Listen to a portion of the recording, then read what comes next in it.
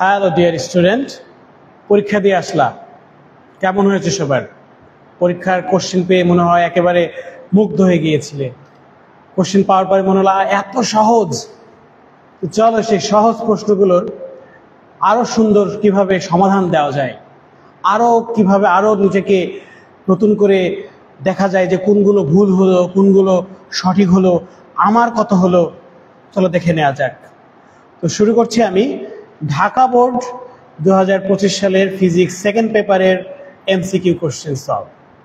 তো আমি কোশ্চেনগুলো, আমার হাতে যে কোশ্চেনটা আছে একেবারে গরম গরম কোশ্চেন দেখতে পাচ্ছ, একবারে ব্র্যান্ড নিউ, কিছুক্ষণ আগেই হাতে এসেছে কোশ্চেনটা। তো এই গরম কোশ্চেনগুলোর এটা আমার হাতে এসেছে খ সেট আমার হাতে আছে। খ সেটের 1 নাম্বার প্রশ্ন হচ্ছে এস প্রাইম কাঠামো, এস কাঠামোর সাপেক্ষে এক্স অক্ষ বরাবর ভি সমবেগে গতিশীল। আমি আবার পড়ছি, এস প্রাইম কাঠামো, এস কাঠামোর সাপেক্ষে এক্স অক্ষ বরাবর ভি বেগে গতিশীল। আমি যদি একটু ছবি আঁকি তাহলে মনে হয় বুঝতে সুবিধা হবে তোমাদের। আমি যদি একটা কাঠামোকে যদি বলি এস, আর একটা কাঠামোকে যদি বলি আমি এস প্রাইম, তাহলে এস প্রাইম কাঠামোটা ভি বেগে গতিশীল এক্স অক্ষ বরাবর। আমি এটাকে ওয়াই প্রাইম দিতে পারি, এক্স প্রাইম দিতে পারি, জেড প্রাইম দিতে পারি। এই কাঠামোর স্থানাঙ্ককে আমি এক্স, এটাকে ওয়াই, এটাকে জেড দিতে পারি। তাহলে বলা আছে প্রশ্নে যে এস প্রাইম কাঠামোটা এস এর সাপেক্ষে ধনাত্মক এক্স অক্ষ বরাবর ভি বেগে গতিশীল। এটা হচ্ছে প্রশ্ন ছিল। এখন প্রশ্ন কি ছিল আসলে? এটা উদ্দীপক বলা যেতে পারে। আপেক্ষিক তত্ত্ব অনুসারে নিচের কোন সম্পর্কটি সঠিক? তা আপেক্ষিক তত্ত্ব অনুসারে আমরা জানি L = L0। L0 হচ্ছে স্থির অবস্থায় দৈর্ঘ্য, আর L হচ্ছে গতিশীল অবস্থায় দৈর্ঘ্য। স্থির অবস্থার দৈর্ঘ্য আর গতিশীল অবস্থার দৈর্ঘ্য কখনো সমান হতে পারে না আপেক্ষিক তত্ত্ব অনুসারে, তো এটা ভুল। আবার যদি বলি ভর, অনুরূপভাবে ভরও সমান হতে পারে না, এটাও ভুল। আবার যদি বলি সময় কখনো সমান হতে পারে না, এই দুটোই তো পরিবর্তনশীল। সো তিনটার কোনোটাই অ্যান্সার নয়। অ্যান্সার কোনটা হবে? লাস্টেরটা। কেন? আপেক্ষিক তত্ত্বের দ্বিতীয় স্বীকার্য আইনস্টাইনের কি ছিল? যে একটা সাপেক্ষে আরেকটি কাঠামো যদি জড় প্রসঙ্গ কাঠামো হয়, তাহলে এই কাঠামোর সাপেক্ষে ওই কাঠামোর আলোর বেগ, বা এই কাঠামোর সাপেক্ষে এই কাঠামোর আলোর বেগের মানের কোনো পরিবর্তন হবে না। তার মানে অ্যান্সার হচ্ছে সি আর সি নট সমান। অ্যান্সার ঘ। এখানে দেখা যায় একের অ্যান্সার হবে ঘ। এখানে আমার হচ্ছে খ সেট এমসিকিউ খ সেট, একের ঘ। আশা করি সবাই বুঝতে পারছো। কারো কনফিউশন থাকলে অবশ্যই তোমরা জানাবা। যদি না বুঝে থাকো, এটা সরাসরি আসলে আইনস্টাইনের দ্বিতীয় স্বীকার্যের কথাই বলা হয়েছে। এটা 1 নাম্বার ছিল। 2 নাম্বারে যদি যাই আমরা, 2 নাম্বার প্রশ্নটা দেখি। 2 এবং 3 একসাথে, 2 ও 3 একসাথে। এখানে লেখচিত্র দেওয়া আছে, লেখচিত্রটা এঁকে নাও। নিলাম এঁকে। লেখচিত্রের এই দিক বরাবর দেওয়া আছে কম্পাঙ্ককে প্রকাশ করা হয় এফ দিয়ে, একক কি? হার্টস। এদিক বরাবর আছে হচ্ছে সর্বোচ্চ গতিশক্তি, এদিক বরাবর আছে। তো লেখচিত্রটা এরকম। এই লেখচিত্রের এই বিন্দুর স্থানাঙ্ক দেওয়া আছে। এ বিন্দু 5.2 10⁻15, এটা হচ্ছে হার্টস, আর হচ্ছে 16 ইলেকট্রোভোল্ট। আমি এদিকের এককগুলোকে সরাসরি ওখানে দিয়ে দিলাম তোমাদের বোঝার সুবিধার জন্য। এই ছিল চিত্র। এখন এই চিত্রে বলা হয়েছে উদ্দীপকে কার্যপেক্ষকের মান কত? কার্যপেক্ষকের মান বের করতে বলা হয়েছে। তো দেখো কার্যপেক্ষকের মান কত যদি আমরা হিসাব করি, তা আমাদের সূত্র অনুযায়ী আমার এখানে গতিশক্তি, ওকে, তাহলে যদি আমি এখানে ব্যবহার করি এই মানগুলো, সূত্র কি আমার? H F minus H F not plus হচ্ছে আমার গতিশক্তি। এটা তোমার আইনস্টাইনের তোমার পটতড়িৎ ক্রিয়ার সমীকরণ। এই সমীকরণ থেকে আমার H F R H F নটকে আমরা কি বলে থাকি? কার্যপেক্ষক। আমাকে মূলত এই কার্যপেক্ষকটাই বের করতে বলা হয়েছে। তাহলে ডাব্লিউ নট কি হবে? এইচ এফ মাইনাস গতিশক্তি। তো আমার এখানে এই বিন্দুতে এ বিন্দুতে কম্পাঙ্ক দেওয়া আছে, মানে এফ দেওয়া আছে, আর এইচ তো আমার প্ল্যাঙ্কের ধ্রুবক, আর গতিশক্তির মানও দেওয়া আছে। তো আমরা সমস্তগুলো একই ইউনিটে নিব। আমি যদি এইচ এর মানটা বসাই 6.63 10⁻⁻34, আর এফ এর মানটা আসছে আমার 5.2 10⁻15। তো এই মানটা কিসে আসবে? এই মানটা এসআই এককে আসবে। আমাকে কনভার্ট করে দিতে হবে কিসে? ইলেকট্রোভোল্টে। আমি যদি এই মানটুককে 1.6 10⁻19 দিয়ে ভাগ করি, তাহলে আমার এতটুকু ইলেকট্রোভোল্টে চলে আসবে। কেন? কারণ আমি ডানের অংশটুকু আমার কোন এককে থাকবে? ইলেকট্রোভোল্ট। কারণ আমার 16 ইলেকট্রোভোল্ট হচ্ছে তার গতিশক্তি। তাহলে 16।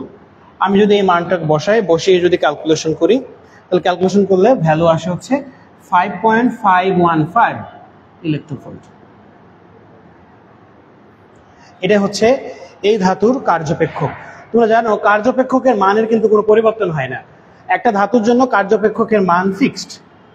এই মানটা সবসময় ফিক্সড থাকবে এই ধাতুর জন্য। ওকে, এটা হচ্ছে আমার 2 নাম্বার। 2 নাম্বারের তাহলে 2 নাম্বারের অ্যান্সার হবে ক। 2 নাম্বারের অ্যান্সার হচ্ছে ক। এরপরে 3 নাম্বার কোশ্চেনটা, উদ্দীপকের ফটোতড়িৎ ক্রিয়ায় ধাতব পৃষ্ঠে 880 অ্যাংস্ট্রম তরঙ্গদৈর্ঘ্যের আলো আপতিত হলে আমরা যদি নতুন করে আরেকটি আলো আপতিত করি, যে আলোর তরঙ্গদৈর্ঘ্য, এটা মুছে ফেলি, আশা করি সবাই বুঝতে পারছো, মুছে ফেললাম আমি। ওকে, 3 নাম্বারটা, যদি আপতিত আলোর তরঙ্গদৈর্ঘ্য নতুন আরেকটা আলো আপতিত করেছে যার তরঙ্গদৈর্ঘ্য হচ্ছে 880 অ্যাংস্ট্রম, তাহলে দেখা যাচ্ছে প্রশ্ন করেছে যে সূচন কম্পাঙ্ক কত হবে তার। তো আমরা জানি সূচন কম্পাঙ্ক কেমনে বের করে। এটা যদি আপতিত আলো হয়, কার্যপেক্ষকের মান তো ফিক্সড। কার্যপেক্ষকের মান তো আমরা কত পেয়েছি? 5.515 ইলেকট্রোভোল্ট। তো আমরা দেখি ইকুয়েশনটা কি ছিল? hc/ল্যামডা ব্যবহার করতে পারি আমরা ইকুয়েশনটা নতুন করে। আমরা কার্যপেক্ষক জানি, আর আমাকে বের করতে বলা হয়েছে যে সূচন কম্পাঙ্ক কত, তাহলে গতিশক্তি। তো দেখো, আমরা যদি সূচন কম্পাঙ্ক যদি বের করতে চাই, তাহলে আমরা সূচন কম্পাঙ্ক বের করার জন্য আমরা এই ইকুয়েশন ব্যবহার না করেও করতে পারছি। আমরা যদি বলি W সমান hf0 যদি বলি আমি, তাও আরো সহজে বের হয়ে যাচ্ছে। এখানে f0 টা কি? আমার সূচন কম্পাঙ্ক। W0/h, হ্যাঁ h। W0 কত আমার? 5.515 ইলেকট্রোভোল্টকে আমি জুলে কনভার্ট করে নিব, 1.6 10⁻⁻19, আর নিচে কত? এই 6.63 10⁻34। ওকে, এটা ক্যালকুলেশন করলে আমাদের এই ভ্যালুটা এটা আসে না। যদি ভ্যালুটা চেক করতে চাও তোমরা, ভ্যালুটা চেক করতে পারি। চলো আমরা চেক করে দেখি কত আসে। চেক করলে আসে, যদি চেক করো, 5.515 ইন্টু 1.6 ইন্টু 10⁻⁻19, ওকে, ভাগ 6.63 ইন্টু 10⁻⁻34। ভ্যালু আসে 1.33 10⁻⁻10⁻15, যেটা কিনা প্রশ্নে যে মানটা দেওয়া আছে তার সাথে মিলে না। তার মানে 1 নাম্বারটা অ্যান্সার না। যদি আমি 2 নাম্বারে যাই, নিবৃত্তি বিভব, তাহলে আমি প্রথমে চেক করলাম কি? সূচন কম্পাঙ্ক। সূচন কম্পাঙ্ক এটা হয়। সূচন কম্পাঙ্ক যেটা দেওয়া আছে সেটা হচ্ছে না, আসলে অ্যান্সার হবে এটা। এবার যদি দেখো এটার নিবৃত্তি বিভব বের করার জন্য কিন্তু আমাকে এই সূত্রে আসতে হবে। এই সূত্র আমার লাগবে। কিভাবে নিবৃত্তি বিভব বের করব আমরা গতিশক্তি সমান কি জানি, hc by lambda w naught, গতিশক্তি সমান কি লিখতে পারি, ev নট। তাহলে এখান থেকে আমরা hc by lambda minus w naught ev naught দেখে ফেলি কত আসে।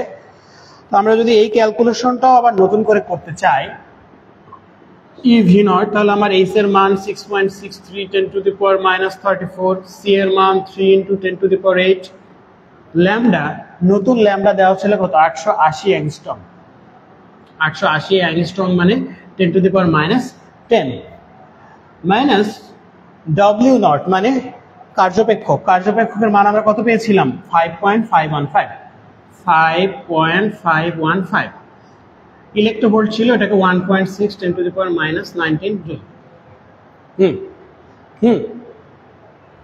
দেখা যায়। ওকে, তাহলে আমি যদি এই ক্যালকুলেশনটা যদি করি আর একবার চেক করতে চাই, কারণ আমাদের একটু কনফিউশন লেগেছে এই ম্যাথটাতে মেবি অ্যান্সার নেই, এই জন্য আমি ক্যালকুলেশনটা বারবার করে করছি যেন আমাদের কোনো ভুল না হতে পারে। 6.63 10 to the power minus 34 into 3 into 10 to the power 8 divided by 880 into 10 to the power minus 10। Okay, ভাগ করে নিলাম, মাইনাস করবো কার সাথে আমি 5.515 into 10 to the power into 1.6 into 10 to the power minus 19,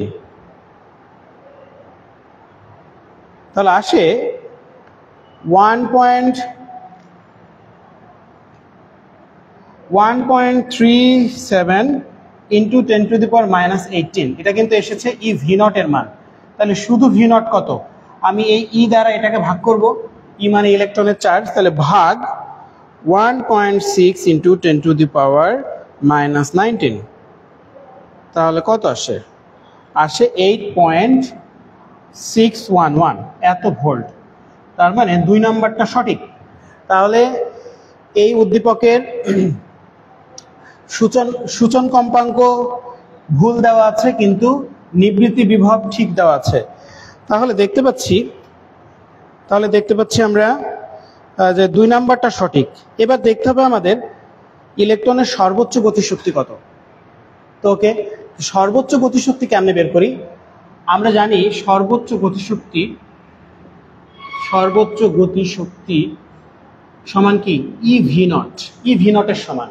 তো ভি নট কত পেয়েছি, যেটাকে ইলেকট্রনের চার্জ দিয়ে গুণ দিব, আলটিমেটলি আমার কত ভ্যালু আসা উচিত, এইটা আসা উচিত না 1.37 10 টু দি পাওয়ার মাইনাস 18।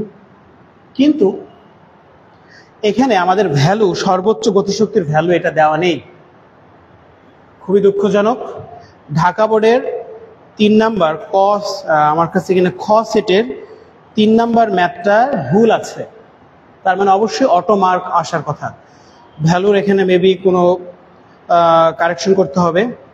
এখানে 2.3 10 টু দি পাওয়ার মাইনাস 18 দেওয়া আছে, হবে কত 1.37 into 10 to the power minus 18। এটা অটো মার্ক আসার কথা আমার ভাষ্যমতে। যদি আরো কোনো সুন্দর ব্যাখ্যা থাকে অবশ্যই কেউ দিয়ে থাকবে, বাট এটা অটো মার্ক আসবে আমি মনে করছি। তাহলে 3 নাম্বারের অ্যান্সার, 3 নাম্বার কি হবে অটো, 3 নাম্বার হচ্ছে অটো, সবার জন্য বাদ যাবে না একটি শিশু, সবাইকে অটো মার্ক দেওয়া উচিত, কারণ এখানে মানে ভুল আছে। শুধু 2 নাম্বারটা মিলে, কিন্তু 1 এবং 3 মিলে না। সো অপশন পাওয়ারে মিলে কিন্তু 1.37 আর 2.3 তো আর এক না, অনেক পার্থক্য। সো এত ডিফারেন্স আসলে কাছাকাছি হিসেবে নেওয়া যায় না, এই জন্য অবশ্যই অটো মার্ক আসা উচিত। তোমরা কি বলো অবশ্যই কমেন্ট করে জানাবা, তোমাদের যদি কোনো কনফিউশন থাকে অবশ্যই জানাবা আমাদেরকে। ওকে, আসলে পরীক্ষার হল এমন একটা জায়গা যেখানে জানা প্রশ্ন ভুল হয়ে যায়। জানা প্রশ্ন যেহেতু ভুল হয়ে যায় এই জন্য একটু সাবধানে আগাতে হয় আর কি। 4 নাম্বার, পানিকে পরিবেশের তুলনায় আরো ঠান্ডা করতে, পানিকে পরিবেশের তুলনায়, ধরো তোমার কাছে 1 কেজি পানি আছে, তুমি এখন রুমের মধ্যে 1 কেজি পানিকে রেখেছো, ধরো পানির তাপমাত্রা রুমের তাপমাত্রার সমান। এখন পানিকে তুমি যদি আরো ঠান্ডা করো তাহলে অবশ্যই তোমাকে একটা ইঞ্জিন ব্যবহার করতে হবে। সেটা কিভাবে সম্ভব? একটা রেফ্রিজারেটরের পক্ষে সম্ভব। একটা রেফ্রিজারেটরের পক্ষেই পরিবেশের থেকে কম টেম্পারেচারে কোনো জিনিসকে রক্ষা করা সম্ভব। তাহলে রেফ্রিজারেটরের কাজ কি? কাজ হচ্ছে পরিবেশের থেকে কম তাপমাত্রা বজায় রাখা। তো সেটা কোন সূত্রে ব্যাখ্যা? অবশ্যই তাপগতিবিদ্যার 2য় সূত্রের ব্যাখ্যা। তাহলে 4 নাম্বারটার অ্যান্সার কি হবে? তাপগতিবিদ্যার 2য় সূত্র, কারণ তাপগতিবিদ্যার 2য় সূত্র তাপের দিক নিয়ে কথা বলেছে। আর তাপ সবসময় ন্যাচারালি কোন দিকে আসে? উচ্চ তাপমাত্রা থেকে নিম্ন তাপমাত্রা। তাহলে বাইরের সাহায্য ছাড়া নিম্ন থেকে উচ্চ তাপমাত্রার দিকে তাপের প্রবাহ সম্ভব নয়। এটা হচ্ছে তাপগতিবিদ্যার 2য় সূত্র। তাহলে 4 নাম্বারের অ্যান্সার কি হবে? গ। 4-এর অ্যান্সার গ, গরুর গ। 5, রুদ্ধতাপীয় সংকোচনে কি হয়? রুদ্ধতাপ প্রক্রিয়া কাকে বলে? যে প্রক্রিয়া কোনো তাপের দেওয়া নেওয়া হয় না। তাপের যদি দেওয়া নেওয়া না হয় তাহলে আমার তাপগতিবিদ্যার প্রথম সূত্র কি বলে? তাপগতিবিদ্যার প্রথম সূত্র বলে dq যদি 0 হয় তাহলে dw হচ্ছে -du, অথবা -dw সমান +du। আমার তো এই দুটো রিলেশন তৈরি হয়। তাহলে দেখো তো, মিলাও খুব সহকারে। 1 নাম্বার, বর্জিত তাপ 0। তাপ নেয়ও না, তাপ দেয়ও না। অবশ্যই বর্জিত তাপ 0, তাপ দেয়ও না, তাপ নেয়ও না, কারণ এই যে dq 0, dq হচ্ছে 0। তার মানে 0 মানে কি? তাপ বর্জনও করে না, তাপ গ্রহণও করে না। তাহলে 1 নাম্বারটা সঠিক। তাপমাত্রা হ্রাস পায়। দেখো তো, আমাদের উদ্দীপকে বলেছে কি? সংকোচন কখন হয়? যখন তুমি নেগেটিভ কাজ করো। নেগেটিভ কাজ করলে অভ্যন্তরীণ শক্তি কি হয়? বৃদ্ধি পায়। তার মানে তাপমাত্রা বাড়ে। তার মানে তুমি নেগেটিভ কাজ করলে তাপমাত্রা বৃদ্ধি পায়। কিন্তু আমার এখানে কি বলা হচ্ছে? তাপমাত্রা হ্রাস পায়। তাহলে 2 নাম্বারটা সঠিক নয়। 3 নাম্বারটা, এন্ট্রপি অপরিবর্তিত থাকে। অবশ্যই রুদ্ধতাপ প্রক্রিয়ায় কি স্থির থাকে? এন্ট্রপি। তাহলে অ্যান্সার হচ্ছে 1 ও 3। তাহলে 5 নাম্বারটার অ্যান্সার দাঁড়াচ্ছে আমার গ। 5 নাম্বারটার অ্যান্সারও গ, গরুর গ। গরুতে ব্যাপক ভরসা সবার। 1 ও 3 অ্যান্সার হবে গ। 2টা গ আসলো পরপর।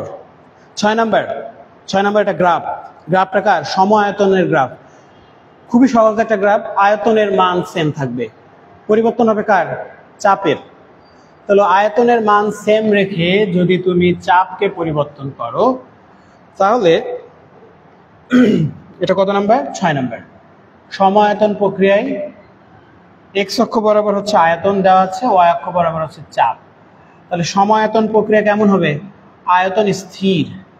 আয়তনের মান যদি 10 ঘন সেন্টিমিটার হয় তাহলে দেখো তো, এই এ বিন্দু থেকে বি বিন্দু পর্যন্ত 10 ঘন সেন্টিমিটারের কোনো চেঞ্জ হবে না। তার মানে সম-আয়তন প্রক্রিয়া হলে ওয়াই অক্ষের সমান্তরাল সরলরেখা যদি চাপটা ওয়াই অক্ষ বরাবর থাকে। তাহলে এটা হচ্ছে আমার অ্যান্সার হবে গ। এটারও গরুর গ। 6 নাম্বারে গরুর গ। গ্রাফটা হবে এরকম।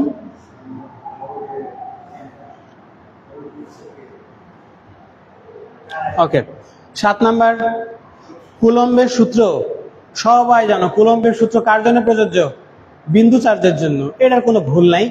এটা একেবারে পানির মতো সহজ একটা প্রশ্ন আসছে। কুলম্বের সূত্র প্রযোজ্য কার জন্য? বিন্দু চার্জের জন্য। তাহলে 7 নাম্বারের অ্যান্সার হবে ঘ। 7 নাম্বারের অ্যান্সার হবে ঘ, হচ্ছে ঘোড়ার ঘ। 8 নাম্বারটা bit more tricky question. Tricky question কেন? কোশ্চেনটা পড়ি আমি, মনোযোগ দিয়ে শুনো। একটি তড়িৎ ক্ষেত্রকে যদি 6i + 4j + 3, আমি লিখে ফেলি। কত নাম্বার? আমাদের 8 নাম্বার। একটা তড়িৎ ক্ষেত্রের ভেক্টর ফর্ম দেওয়া আছে 6i plus 4j plus 3k। ওকে, প্রকাশ করা হলে এক্স ওয়াই তলে অবস্থিত 20 মিটার স্কোয়ার ক্ষেত্রফল বিশিষ্ট তলের মধ্য দিয়ে অতিক্রান্ত ফ্লাক্সের পরিমাণ কত হবে? আচ্ছা, আমরা কি জানি, তড়িৎ প্রাবল্য যেদিকে যায় সেদিকে যদি তল থাকে, তলের তলটা কেমন? ভেক্টর রাশি না? তল কিন্তু ভেক্টর রাশি। তল যদি এক্স ওয়াই এর উপর থাকে, এটা যদি বোর্ডটা যদি এক্স ওয়াই হয়, এটার জেড অক্ষ বড়, আমি যদি এখানে একটা চার্জ রাখি, তাহলে এই চার্জটা কোন দিকে বলরেখা দিবে? এই তলে লম্ব বরাবর দিবে। তাহলে কোন অক্ষ বরাবর দিবে? জেড অক্ষ বরাবর। তাহলে জেড অক্ষ বরাবর তার কি বলতে পারি আমি? জেড অক্ষ বরাবর এখানে কত ভ্যালু দেওয়া আছে? 20k metre square. খুব মনোযোগ দিয়ে দেখো, বলেছে এক্স ওয়াই তলের অবস্থিত 20 মিটার স্কোয়ার। তাহলে এক্স ওয়াই তলের উপরে 20 মিটার স্কোয়ার আছে। তাহলে এক্স ওয়াই তলের লম্ব কোন দিক বরাবর? কারণ যে কোনো চার্জ রাখলে চার্জগুলো লম্ব বরাবর বলরেখা দেয়। তাহলে এটা লম্ব বরাবর বলরেখা মানে 20k। আর ফ্লাক্সে বের করতে গেলে কি লাগে আমার? প্রাবল্য এবং ক্ষেত্রফলের ডট গুণফল। তো ডট গুণফল করলে কি থাকে? শুধু 3k আর 20k, তার মানে 3 × 20 = 60। তাহলে 60, এটার অ্যান্সার হবে 60 একক। 60 একক মানে দাঁড়াবে 8-এর ক। 8-এর ক। খুবই ইন্টারেস্টিং। ওকে, 9 নাম্বারটা তো মুখস্থ, তোমরা এটা কমন কোশ্চেন। তড়িৎ বলরেখা সমবিভব তলকে ছেদ করে কোথায়? ছেদ করে 90 ডিগ্রি কোণে। আর যদি বলতো তড়িৎ বলরেখা সমবিভব তলকে, মানে তড়িৎ বলরেখা এবং সমবিভব তলের দিক কোন দিকে? উভয়ই কিন্তু পরস্পর সমান্তরাল, কিন্তু ছেদ করে কোথায়? 90 ডিগ্রি কোণে। তার মানে অ্যান্সার হবে কত? ঘোড়ার ঘ। তাহলে 9 নাম্বারের অ্যান্সার হচ্ছে ঘোড়ার ঘ। এবার আসো পরবর্তীটায়।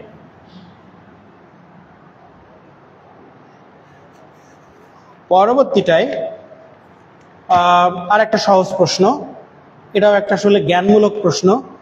চিত্র দেখে তোমাকে বলতে হবে কোনটি রিওস্টেট না। রিওস্টেটের বাংলা কি? রিওস্টেটের বাংলা হচ্ছে পরিবর্তনশীল রোধ। রোধের মান পরিবর্তনশীল হবে। তো 10 নম্বরের কতে অবশ্যই পরিবর্তনশীল। তোরা যাদের কাছে কোশ্চেন আছে দেখে নিতে পারো, পরিবর্তনশীল দেখা যাচ্ছে। কারণ রিওস্টেটের কি থাকে? এরকম রোধ দেওয়া থাকে, এরকম থাকলেও রিওস্টেট। এরকম দেখো গ নাম্বারে আছে। তারপরে আরেক জায়গায় আছে এরকম, এটা মানেও রিওস্টেট, মানে পরিবর্তনশীল রোধ। তারপরে আর এটা মানে কি বোঝায়? রোধ বাক্স। রোধ বাক্সটাও দেখো একটা তীর চিহ্ন দিয়ে বলা আছে, তখন এটাও পরিবর্তনশীল রোধ। শুধু এটা কিন্তু রোধ বাক্স। তাহলে ওপরের সবগুলোই হচ্ছে রিওস্টেট। হ্যাঁ, রিওস্টেট মানে হচ্ছে পরিবর্তনশীল রোধ। শুধুমাত্র এটাই হচ্ছে শুধু রোধের গ্রাফ। এই জন্য অ্যান্সার কি হবে? 1-এর খ। মানে রিওস্টেট নয় কোনটা? তাহলে 10-এর খ। 10-এর খ অ্যান্সার। 11 খুব সহজ। 11 নাম্বার কি বলেছে? 11 নাম্বার বলেছে প্রবাহ ঘনত্ব। প্রবাহ ঘনত্বকে প্রকাশ করা হয় কি দিয়ে? জে দিয়ে। জে হচ্ছে একক ক্ষেত্রফলের মধ্য দিয়ে কি পরিমাণ তড়িৎ গেল তার পরিমাণকে বলা হয় প্রবাহ ঘনত্ব। তো আই হচ্ছে কারেন্টের একক কি? অ্যাম্পিয়ার। আর ক্ষেত্রফল একক মিটার স্কোয়ার। তাহলে কি আসছে? এ মিটার স্কোয়ার। তাহলে এটার অ্যান্সার হবে ঘ। 11 নম্বরের ঘ গেল। 12 নাম্বারটাও কিন্তু খুবই মজার। 12 নাম্বারটা যারা ভুল করছো তারা দেখে নাও। আমরা সব সময় তারকে টেনে লম্বা করি, তারকে টেনে 3 গুণ করি, কিন্তু এখানে কিন্তু টেনে 3 গুণ করে নাই, তারকে কেটে 2 ভাগ করছে। তারকে যদি কেটে 2 ভাগ করো, ধরো একটা তারের এরকম লম্বা একটা তার, যে তারের রোধ আছে 16 ওহম। কারণ রোধটা কার সমানুপাতিক? দৈর্ঘ্যের সমানুপাতিক। এখন যদি এই তারকে কেটে সমান 2 ভাগ করো, তাহলে এই একটা ভাগ, এই একটা ভাগ, তাহলে এই ভাগের রোধ কত হবে? যেহেতু সমান দুই ভাগ হয়ে গেছে, তাহলে এই দৈর্ঘ্য যদি অর্ধেক হয় তাহলে রোধও কি হবে? অর্ধেক হবে। এই জন্য এইটার রোধ হবে 8 ওহম, এইটার রোধ হবে 8 ওহম। এখন এই দুটাকে যদি আমি সমান্তরালে কানেকশন দিই, এরকম দুটো তারকে সমান্তরালে যদি কানেকশন দিই, সমান্তরালে দুটার মানই সেম, দুটার মান যদি সেম হয় তাহলে তার তুল্য রোধ কত হয়? সমান সমান মানের ঠিক অর্ধেক। কিংবা যাদের এটা বুঝতে সমস্যা তারা কি করবা? সূত্র ব্যবহার করবা। সূত্র ব্যবহার করে কি জানো? আমরা উপরে লিখি কি R1 R2, নিচে লিখি কি R1 প্লাস R2। তো R1 R2 গুণ করলে কত হয়? 8 8 64, আর এই দুটো যোগ করলে কত হয়? 16। তাহলে আমার কত আসে? 4 16 64। অ্যান্সার কত হয়? 4। তাহলে তুল্য রোধ কত আমার? 4। অ্যান্সার তাহলে 4 আছে 12 ক। অ্যান্সার হবে 12 ক। 12 ক। বুঝতে পারছো আশা করি। পয়েন্টিং ভেক্টরের মাত্রা, এটা মুছে দিলাম। তাহলে ওকে, পয়েন্টিং ভেক্টর কতবার যে পরীক্ষায় এসেছে, এটা পয়েন্টিং ভেক্টর একক আসে প্রতিবার, কিন্তু এবার এসেছে হচ্ছে মাত্রা। পয়েন্টিং ভেক্টরের মাত্রা এটা মুখস্থ, কিংবা যদি কারোর মনে না থাকে, আমরা তো এককটা জানি। এককটা কি? Joule per second, joule per second, আর হচ্ছে মিটার কিউব। এখান থেকে জুল কার একক আসলে? কাজের একক। কাজের এককে কি আসে? Newton metre. তাহলে per second per metre cube. Newton বলকে ভাঙলে কি পাওয়া যায়? mL/t inverse square. আর মিটার কার একক? দৈর্ঘ্যের একক। ঠিক আছে, এটা আসলে মিটার স্কয়ার হবে, স্কয়ার।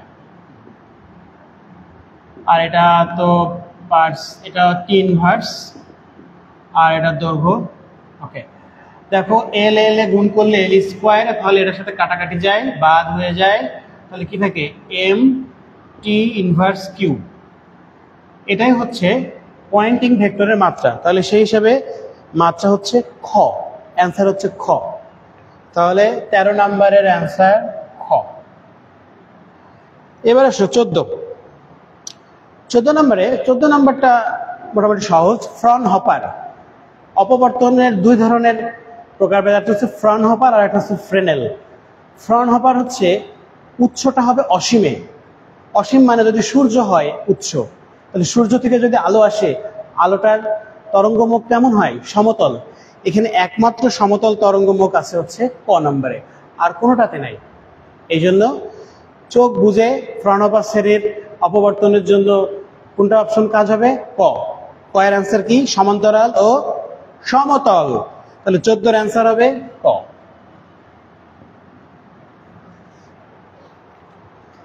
15 নাম্বারটা যদি না বুঝো তাহলে হিসাব বিজ্ঞান ক্লাস দেখতে হবে। ওকে, 15 নাম্বারটার জন্য কি সূত্র? 15 নাম্বারটার জন্য সূত্র হচ্ছে 1/k এপসাইলন নট, আর বলতে পারো k প্রাইম মিউ নট। এখানে k আর k প্রাইমটা কি? এটা হচ্ছে, এই কেটা হচ্ছে মাধ্যমাঙ্ক। এখানে দেখো মাধ্যমাঙ্ক দেওয়া আছে, তড়িৎ প্রবেশ ভেদন ক্ষমতা। তড়িৎ ভেদন ক্ষমতা কে এর ভ্যালু দেওয়া আছে কত? 1.005। এটা কি বাতাসের না? এটা কিন্তু বাতাসের মাধ্যমাঙ্ক, তোমরা জানো সবাই, বাতাসের মাধ্যমাঙ্ক। আর একটা দেওয়া আছে দেখো, চুম্বক প্রবেশ্যতা, এর জন্য ভ্যালু দেওয়া আছে কে প্রাইম। আপেক্ষিক ভেদন ক্ষমতার কি? চুম্বক প্রবেশ্যতা 1.08। আর এখানে এপসাইলন নটের ভ্যালু কত? 8.854। এটা তো মুখস্থ সবার থাকার কথা।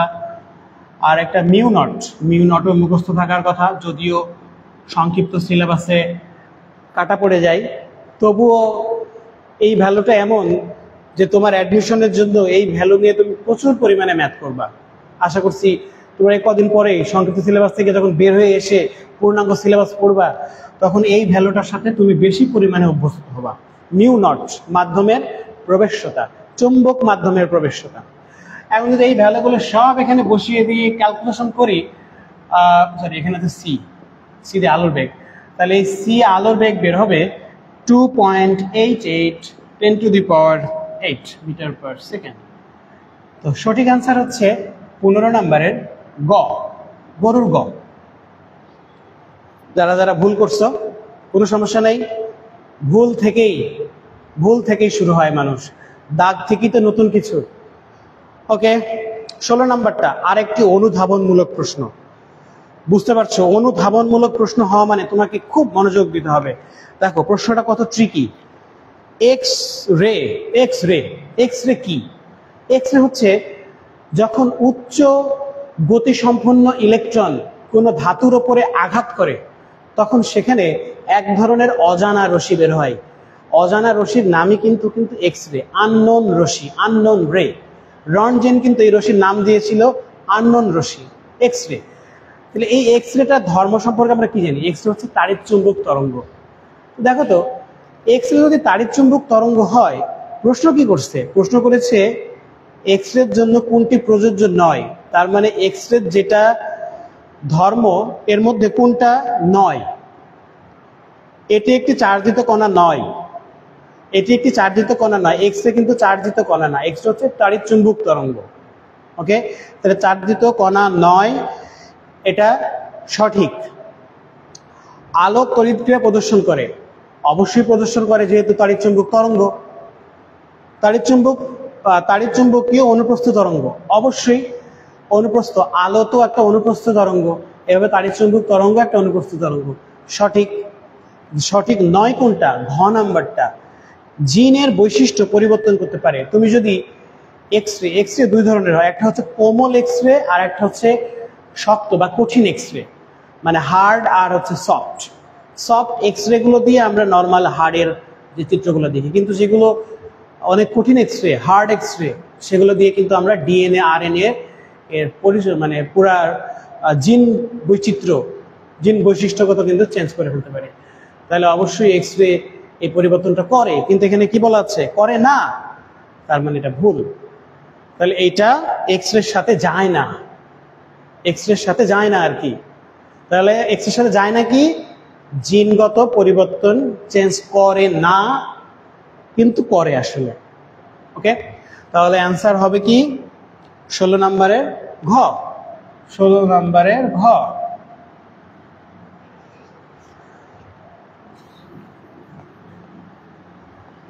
ওকে, 17 নম্বর।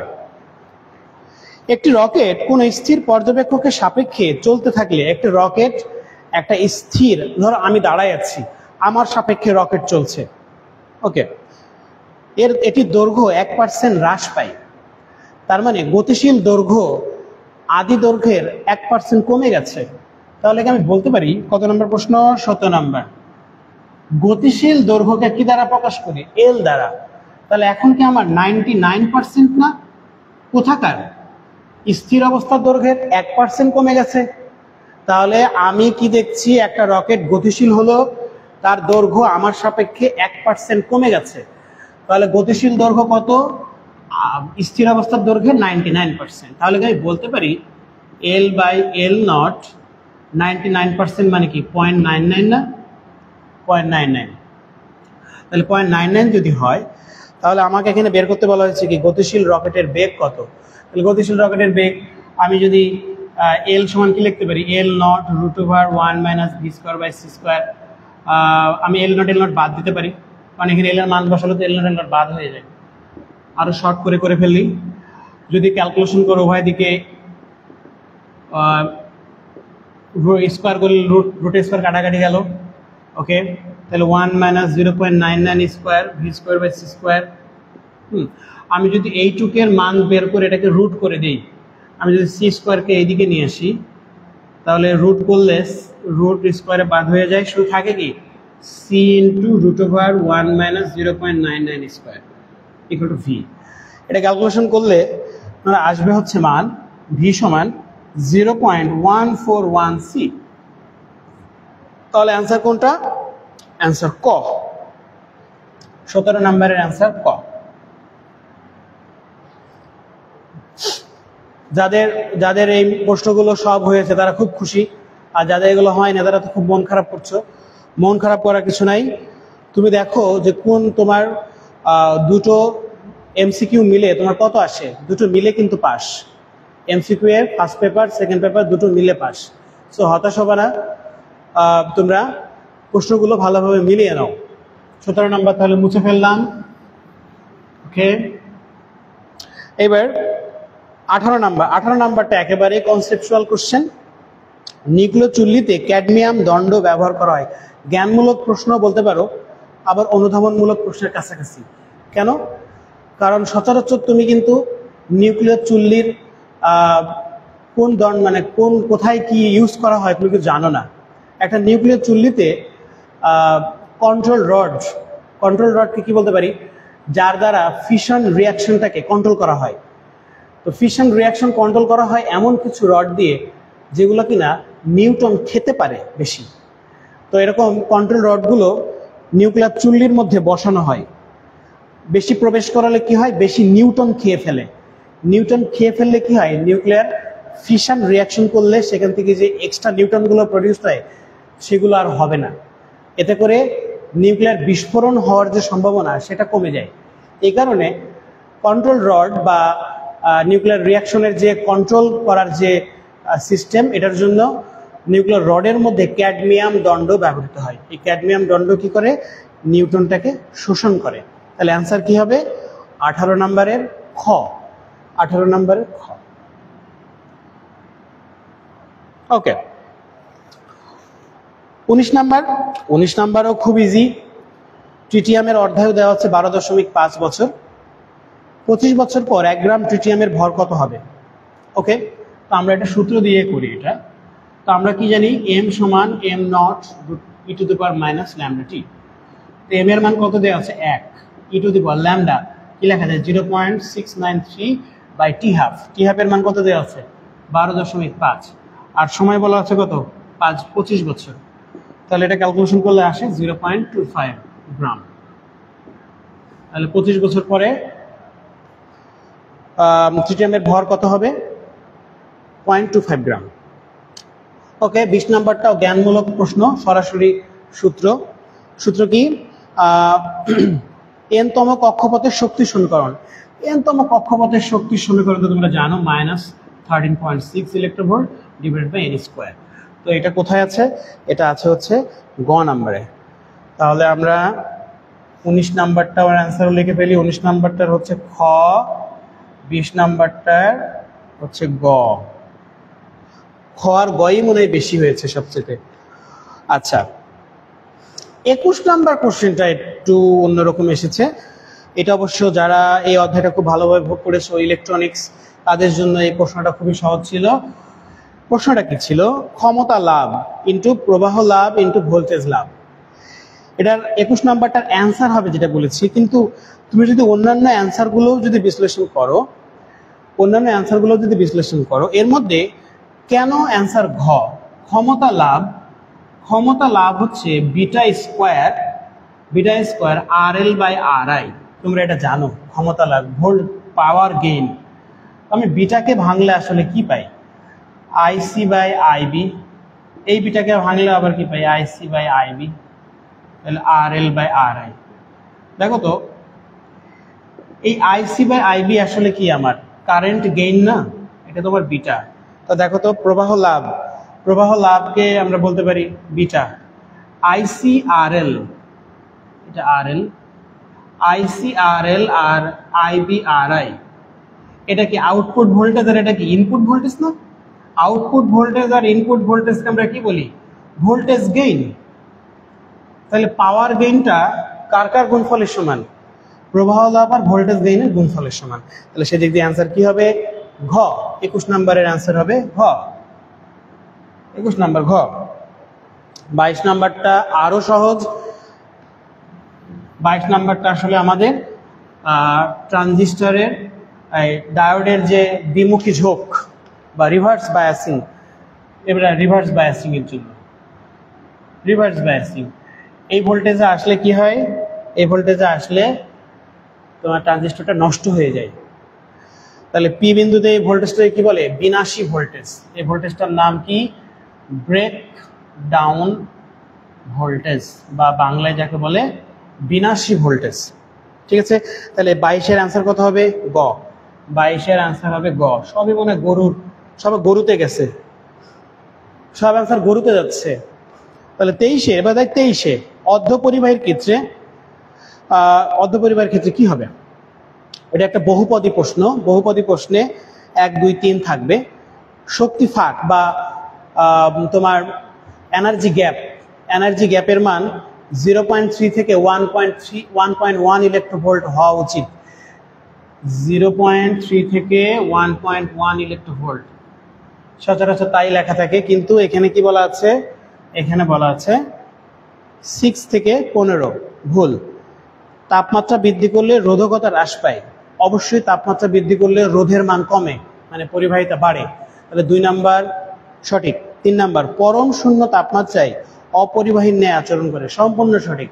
অর্ধপরিবাহী পরম শূন্য তাপমাত্রায় সেটা একটা ইনসুলেটর হিসেবে কাজ করে, মানে কোনো ইলেকট্রন কন্ডাকশন ব্যান্ডে থাকে না, এই জন্য সেটা একটা কুপরিবাহী হিসেবে কাজ করে। তাহলে অবশ্যই 2 এবং 3 সঠিক। তাহলে আনসার কি হবে, 23-এর খ।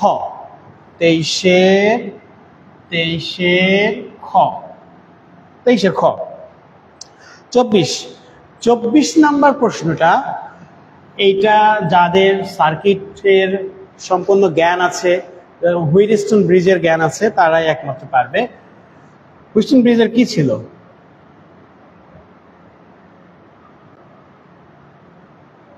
এটা আসলে একটা হুইটস্টোন ব্রিজ।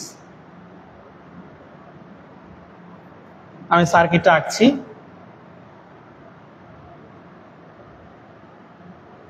তোমাকে বলেছে যে এ আর বি এর মধ্যে, এ আর বি এর মধ্যে তুল্য রোধ কত। তাহলে মনে মনে এ আর বি এর মধ্যে তুল্য রোধ, মানে একটা ব্যাটারি কল্পনা করে নিব। আর দেখো সমস্তগুলো রোধ কিন্তু সেম, এটারও আর, এটারও আর, এটারও আর, এটারও আর, এটারও আর। আমি যদি মানে এখানে একটা বলি যে এই দুটো রোধ হচ্ছে একটা পি আর একটা কিউ, এটা যদি আর আর এটা যদি এস হয়, তাহলে দেখো তো পি কিউ আর এস, এটা একবারে সেম হচ্ছে একটা হুইটস্টোন ব্রিজের মতো। তাহলে এটার মানও যদি আর, এটার মানও যদি আর, এটার মানও যদি আর, এটার মানও যদি আর হয়, তাহলে পি বাই কিউ আর আর বাই এস এর অনুপাত যদি সেম থাকে, তাহলে মাঝখানের রোধ দিয়ে কোনো কারেন্ট যাবে, তাহলে যাবে না। তাহলে এই জন্য মাঝখানের রোধটা থাকা না থাকা একই, এই জন্য মাঝখানের রোধটা কোনো কাজে লাগে না। তাহলে থাকে কি, এই দুটো তখন এটা থাকা না থাকা একই, এই দুটো শ্রেণীতে তখন দুটো মিলে কত হয়, 2R। এই দুটো শ্রেণী দুটো মিলে 2R। তো দুইটা যদি তুল্য রোধ বের করো সমান্তরালে, তাহলে 2R এর অর্ধেক কত, R। অ্যান্সার হবে R। 24-এর অ্যান্সার হচ্ছে খ। 24-এর অ্যান্সার খ। লাস্ট প্রশ্ন, মুখস্থ প্রশ্ন, জ্ঞানমূলক প্রশ্ন। রুদ্ধতাপীয় রেখা সমষ্ণ রেখা অপেক্ষা গামা গুণ খাড়া, সবাই জানো রুদ্ধতাপীয় রেখা সমষ্ণ রেখা অপেক্ষা গামা গুণ খাড়া। এখন কোনটি সঠিক, সঠিক অবশ্যই খ নাম্বার। অ্যান্সার হচ্ছে 25-এর খ।